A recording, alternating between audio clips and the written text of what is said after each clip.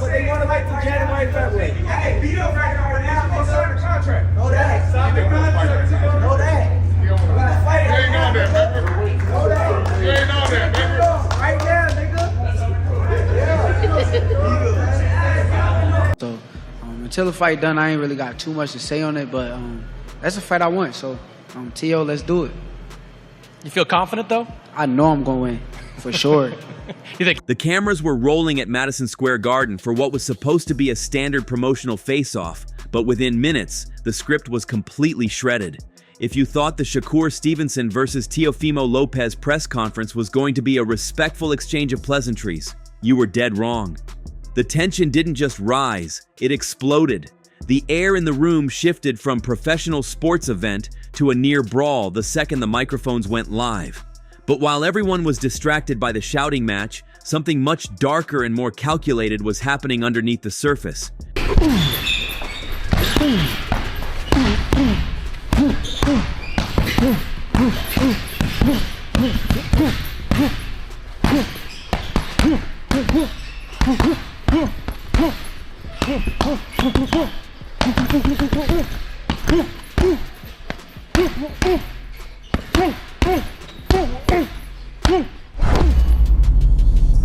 You think you can fuck with me? Teofimo Lopez. Another easy fight. The problem with him is he's too delusional to go in the gym and fix his mistakes. Yeah. So I ain't even gonna, I can't say it all. Like I said, I'm gonna make that fight look easy. This wasn't just trash talk. This was psychological warfare. And looming over the entire chaotic scene was the shadow of Terence Crawford. When names get dropped and brutal warnings start flying in the direction of the pound-for-pound king, you know the stakes have crossed the line. But to understand why this moment might have just sealed Teofimo Lopez's fate, or perhaps Shakur's, we have to look at the specific trap that was laid right in front of the world's media. This one, you don't have to answer. Okay. But I'm curious if you will answer it. Yes. Most overrated boxer right now. Most overrated boxer right now. You could go all time, I guess, if you wanted to. I'll just say it. I think Shakur Stevenson, who I'm going to be facing, I think he's overrated. I think so. I think so, yeah. He's been decreasing on his style. Yeah, but people amp it up like he's really got the goods. I'm looking forward to us finally facing in that square circle and really showing the world, but I'm really going to show the world. It started fast. There was no warm-up period. Teofimo Lopez, known for his explosive outbursts, wasted zero time making his intentions clear. He wasn't there to outpoint Shakur, he was there to hurt him. The language was raw, uncensored, and violent. He looked Stevenson dead in the eye and promised a beating using language we can't fully repeat here without getting flagged. But the gist was simple. He is coming to break Shakur physically. For your next fight, done in unification at 140, you've talked in the past about moving up in weight. Why was this the right fight for you? Hold on, I'll tell you what. You too. Faster. You talking about room 40 Faster. though. You said what? You talking about room 40. Yeah. Room 40's nuts. Faster. Yo, you. Pause, bro. What's up with you, bro? You been wild as You hard, bro. Pause. You hard. Real hard. Man, what do you say to that, bro? Like, do you hear him, bro? I just can't wait to beat him and shut him up, Fuck you bro. till you T.O. love not on this level. T.O. is I'ma a fuck you high-level till you fighter, love but me. he's not on my level. I'm an elite-level fighter, and come January 31st, I'm going to show it. You've shown respect to him for his parent. performances in the past, what he's done. He's fought guys like Lomachenko and Taylor. You say that he's not on your level. Why do you think you're on just a different level than him? Because I seen him at his best. Against Taylor, against Lomachenko, he was at his very best. That was the best he can do. I don't think he can do nothing better than that. So Self-projection. what I seen from that fight, I feel like I'm way better than them guys. With Lomachenko, like I said, he didn't throw punches for Objection. for 6 rounds. So if you ain't throw punches for 6 rounds and you get in front of me, Man, you was I a just fan. don't know. I would have beat Lomachenko that night easy too. Shakur Stevenson, however, didn't flinch. Instead of matching Teo's rage with volume, he matched it with precision insults. He called out a twitch he noticed in Teo, labeling him a clown and immediately attacking his focus. This is where the first layer of the psychological battle revealed itself. Shakur wasn't just insulting Teofimo, he was diagnosing him. He brought up Teo's last fight, the near knockout, and even dragged Teo's family into the mix, mentioning comments made by Teo's own daughter. It was personal, it was nasty, and it was designed to do one thing: make Teofimo Lopez emotional. That's how I feel. Fanboy of Loma. Well, wait a second, you objected. Hold on a second. You just objected. I like Lomachenko. I like Lomachenko. You just objected. You want to tell him how much you like him again? I think you like him. You keep telling him. Objection. What? Tell everyone. False accusation. You got a thing, right? That's okay. Accusation. We I accept you. can't wait to beat this clown, bro. But just as the two fighters were locked in this verbal stranglehold, the dynamic shifted. Teofimo Senior, the father and the architect behind the takeover, hijacked the moment. This is crucial because Senior doesn't speak just to hear his own voice. He speaks to program the narrative. He jumped in to remind everyone that they are code breakers. He brought up Lomachenko. He brought up Josh Taylor. His argument was compelling. They have made a career out of destroying undefeated technical geniuses that the experts said were unbeatable. I seen a lot of weaknesses in his game too, and something that he said earlier, he said, Teo never lost to Southpaw. Well, I never lost to Orthodox. So, it ain't no different, but The difference is you never fought no elite fighter. Okay, I don't think y'all did either. Oh, so you gotta show it, baby. I don't think pressure's y'all on did you. either. I ain't see Not on my son. I ain't see Lomachenko throw no punches. You for never 6 been on a big rounds. stage like this. I didn't see Lomachenko throw punches for You 6 never been rounds. on a big stage like I this. didn't see Lomachenko throw punches 'Cause we for 6 froze him. rounds. Okay, you gonna see. We gonna freeze you too. You better not throw the towel in. Senior's rant was a masterclass in deflection. He completely dismissed Shakur's undefeated record, framing it as untested and fragile. He claimed they broke Lomachenko in 8 rounds and that they would do the exact same thing to Shakur. It was a calculated move to shift the pressure. By framing Shakur as just another puzzle to be solved, he tried to strip away the aura of invincibility that Stevenson carries. He wasn't talking about a fight. He was talking about an execution of a game plan that they believe is already written. Then came the moment that sent shockwaves through the room. Teofimo Senior didn't just focus on the man in front of them, he looked past Shakur and aimed straight for the top of the food chain, Terence Crawford. This is where the warning became real. Senior brought up the past interactions with Crawford, explicitly stating their plan to beat up his boy, referring to Shakur, and then come for Bud next. Did you hear Terence Crawford and Shakur? Fuck those guys. They both suck each other's, Alright, so I was just thinking, I was hearing them cheerleading Barboza. oh man. By the 7th, 8th round, they still quiet though. Alright. But they can't get at me. Why I gotta? Listen, they king special. Why can't they sit down? They king special. Why? What they scared of? Losing to a Latino? They scared of. Come in. What happened?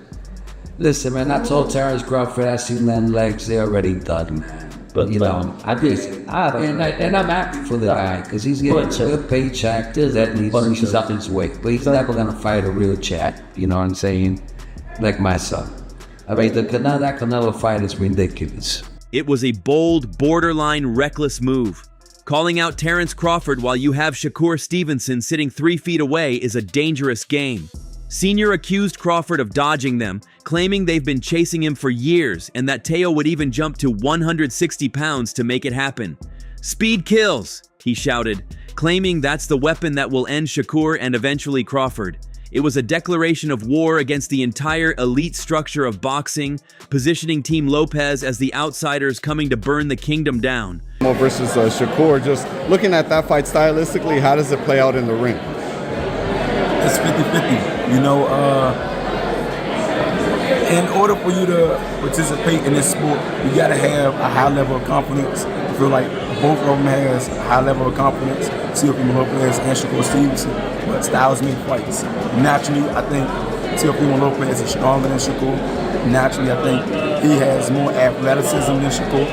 And he got a good IQ on the sport itself. But Shakur, I feel like he's a more smarter fighter. He's a more technical fighter. You know, I'm not saying that he's a square or he's just a textbook fighter, but he's seasoned, he's poised. I feel like mentally he's more mature.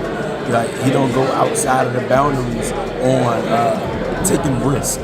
So a lot of times you'll see him fight somebody that could be stiff competition, and it'll wind up being a born fight to a degree. You know, that's why everybody was criticizing him for, oh, he's a born fighter. He's a careful fighter. And I feel like with Teofimo Lopez, he's going to be a careful fighter. Now, just because he's a careful fighter doesn't mean that he isn't punctual with how he do things. I think Shakur, he got a lot of this arsenal that he can use to make him be victorious as well as Teofimo Lopez. You know what I mean? So it's a 50-50 fight, and it depends on what fighters show up the night of the fight. Right. You know?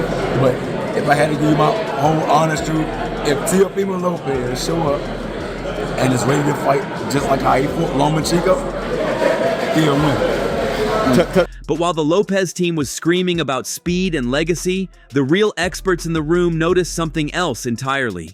Legends Andre Ward and Roy Jones Jr. were watching the chaos unfold, and their analysis completely flipped the script. They didn't see two equals arguing. They saw a trap. Andre Ward dropped one of the most brilliant analogies we've heard in years. He described Shakur Stevenson as a blank canvas fighter, someone who creates in real time, adapting to whatever happens without needing a preset plan. Teo knows it's going to be a real fight. Shakur knows it's going to be a real fight. And I look at Shakur like a fighter who has a blank canvas. He's got the IQ, he got the experience, and the athleticism, and the skill set where he can paint any type of picture he wants to on a blank canvas. When I look at Teofimo Lopez, he's almost that. He has a blank canvas, but he needs an outline on what to draw and what to paint inside the line. Now, every now and again, he'll go away from the outline that he has and he'll do something dope, and you'll be like, oh, that was cool. That wasn't on the outline right there. But I don't think that he can create on the fly like a Shakur Stevenson. But what he does bring to the table, and what Shakur does have to deal with, is explosive power, quick twitch, muscles, and the type of punches that he likes to throw. And Teo doesn't have the foot game that Shakur has, but he's got a decent foot game. So Shakur has a lot to deal with as well. But I just think that when it comes to creating on the fly, making adjustments on the fly, Teofimo Lopez looks like the better boxer when he's facing an inferior fighter, an inferior boxer. When you say, well, he fought Lomachenko. Lomachenko's not, Loma mastered fighting in a small space. He's to the side of you. He's behind you. He's not a guy that's going to use the perimeter of the ring. He didn't come up fighting the way we fight here in the States. He's got his style. He's a mix. He's the matrix. He's a mix of several different styles, but it's different than a Shakur Stevenson. So I think that's going to be the difference in this fight, is Shakur's ability to make adjustments and to have a blank canvas and to create something out of thin air and figure it out. Teo needs an outline to create that picture. And I think just that little bit of time that it takes for him to look at that outline before he starts painting again, I think that's going to be the difference in this fight. Teofimo Lopez, according to Ward, is the opposite. He needs an outline. He needs a structure to paint inside of. When Teo has a plan, he is dangerous.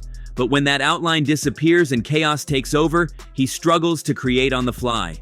This analysis suggests that all the rage and noise from Team Lopez might actually be a sign of insecurity.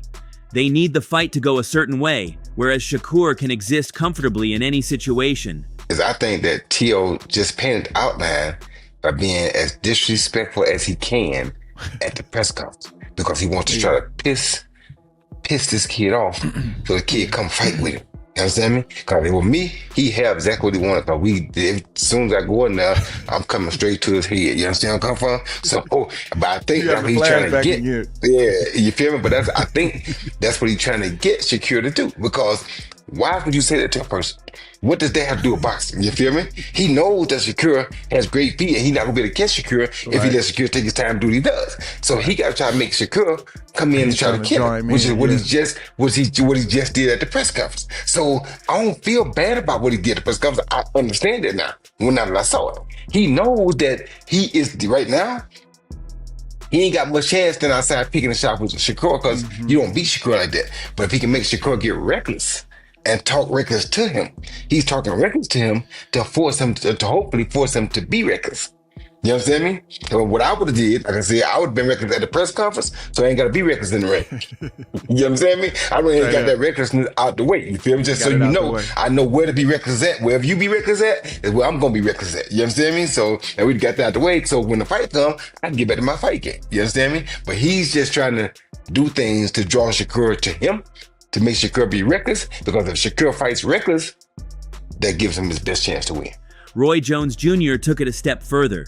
He believes Teofimo's disrespect at the press conference was a strategic desperation move. Roy's theory is that Teo knows he cannot outbox Shakur in a chess match. His only chance is to make Shakur angry, to make him abandon his high IQ style and come forward to fight.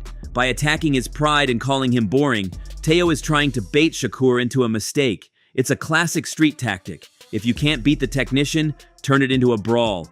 But Roy also pointed out the massive risk. If Shakur doesn't bite, if he stays cold and calculating, Teo is walking into a meat grinder. So you sparred him a long time ago. Let me ask you then, what do you remember from it? What do you recall? I remember when I sparred Shakur, the thing I remember the most was I always noticed just sparring him and then watching him, I always noticed I'm like, dang, when he, if you really pay attention to when he spar, when he fight, he already know what you want to throw before you throw it. Not because he's some type of, boxing guru or anything like that, but because he reading your body language. If you dip to this side, I'm already blocking for a possible hook or uppercut. I don't need to worry about a jab or right hand because the probability of you throwing that is not even, But so just watching him and sparring him, being in the ring with him, it's like, dang, just him understanding what a person could throw based on their body positioning. It always put him like 2-3 steps ahead of his opponents. The scariest part for Teofimo Lopez, however, came from the insight of Keith Colin, a fighter who has actually shared the ring with Shakur. While the legend spoke on theory, Colin spoke on physical reality. He revealed something terrifying about Stevenson's game that the cameras don't always catch. He said Shakur reads your body language 2 or 3 steps ahead. It's not just speed, it's processing power. Before an opponent even throws a punch, Shakur sees the dip in the shoulder or the shift in weight and already has the counter ready. Is the onus on Teofimo to make an adjustment? Little things like he's great when he gets to be the counter puncher, he gets to be the athletic guy, but when he has to come forward, he kind of comes forward still with the lead hand down, and is that something he's got to look at and tighten up if he's going to beat Shakur? Yeah, for sure. The most notable thing that come to mind is I remember when he fought Sander Martin. Like every time he threw a right hand to the body, he never had his lead hand up. Sander Martin was just check hooking him to death. I'm just like when he's just gonna make the adjustment, when he gonna realize that he just keep getting hit with the right hook every time he try to throw the right hand. So those are the small adjustments that he had to make because sharp fighter, they gonna capitalize. So he got to be on his game.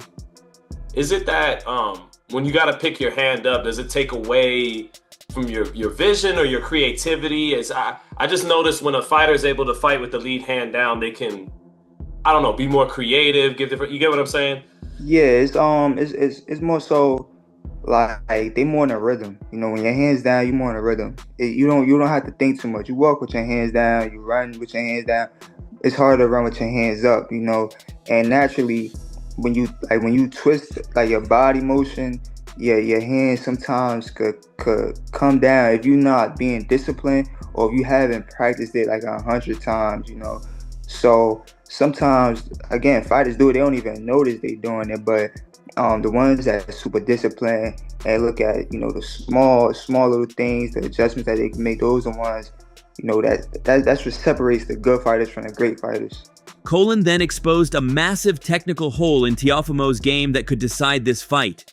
He pointed back to the Sandor Martin fight, noting that every time Teo throws a right hand to the body, he drops his lead hand. It's a tiny split-second error. Against an average fighter, you get away with it. Against a sniper like Shakur Stevenson, that is a death sentence. Colin basically predicted that Shakur will wait for that exact mistake over and over again until Teo gets desperate. Teofimo Lopez versus Shakur Stevenson.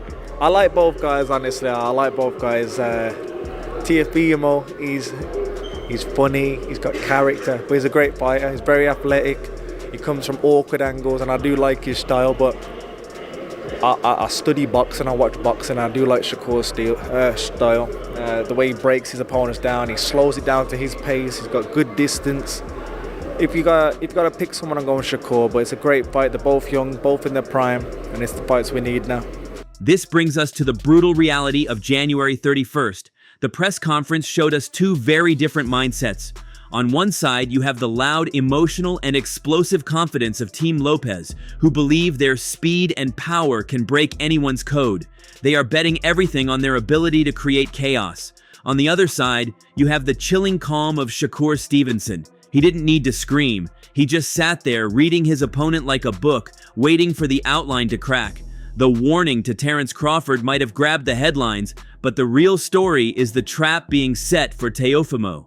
If he enters that ring thinking about Crawford, or legacy, or breaking codes while dropping his hand against a guy who sees the future, this fight won't be the war he promised. It will be a surgical dismantling. The shouting is over. The threats have been made. The only question left is simple.